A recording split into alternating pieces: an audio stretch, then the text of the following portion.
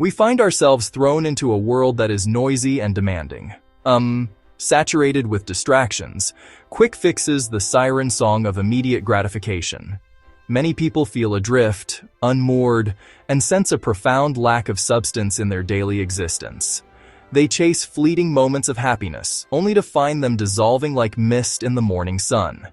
This pursuit is a treadmill, a frantic activity that leads nowhere of consequence.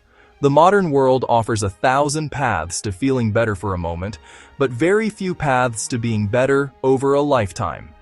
Lasting change, the kind that anchors you in the storms of life, does not arrive from a slogan or a simple trick. It requires a deliberate plan, a conscious architecture of the self. This guide provides such a plan. It is a straight and narrow path, and it is a path that leads upward. We will break down the monumental task of designing a life into 8 distinct and manageable modules. Each module addresses a fundamental domain of human experience. Each part is designed not merely for intellectual consumption, but for practical application. We are not interested in abstract philosophy that remains in the clouds. We are interested in concrete skills, in tangible actions you can implement immediately. This is a course in becoming the master of your own ship, rather than a piece of driftwood tossed about by the currents of circumstance. It is a call to awaken from the slumber of passive existence. The central premise of this entire endeavor is a difficult but liberating truth. Meaning is not something you find, like a lost set of keys. Life unfolds between 2 great poles, 2 fundamental realities: order and chaos. Order is the realm of the known, the predictable, the structured. It is your schedule, your traditions, the social contracts you abide by, and the territory you have already mapped. It provides security, stability, and a sense of place. When you are firmly within the domain of order, you know who you are, what to do, and what will happen next.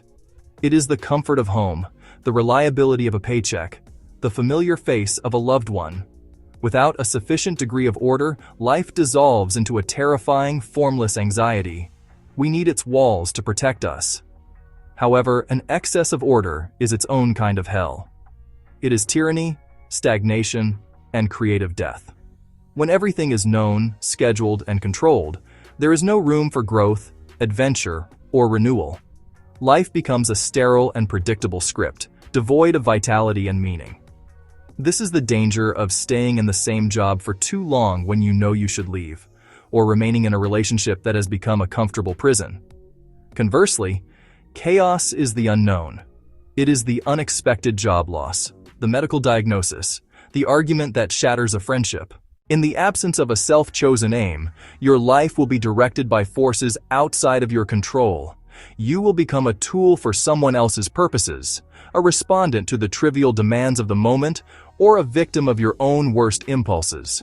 Without a destination, any direction is as good as any other, which is to say that you will go nowhere. You will drift.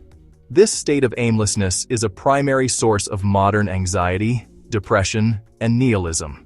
If you have nothing of value to aim at, then the suffering inherent in life becomes unbearable and pointless. A clear, high aim provides the justification for that suffering. It is the star by which you navigate the dark sea. A proper aim is not a vague wish, like I want to be happy or I want to be successful.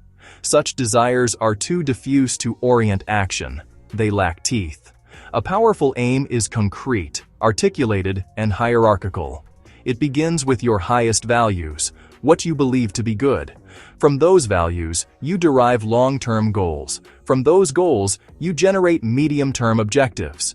From those objectives, you define the daily and weekly habits that will move you, step by painful step, toward your destination. This hierarchy connects the grand vision for your future to the mundane actions you must take today.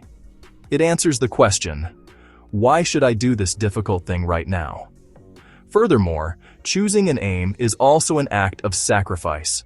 To aim at one thing is to choose not to aim at 1,000 other things.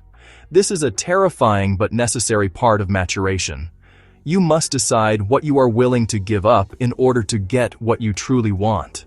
Are you willing to sacrifice immediate pleasure for long-term accomplishment?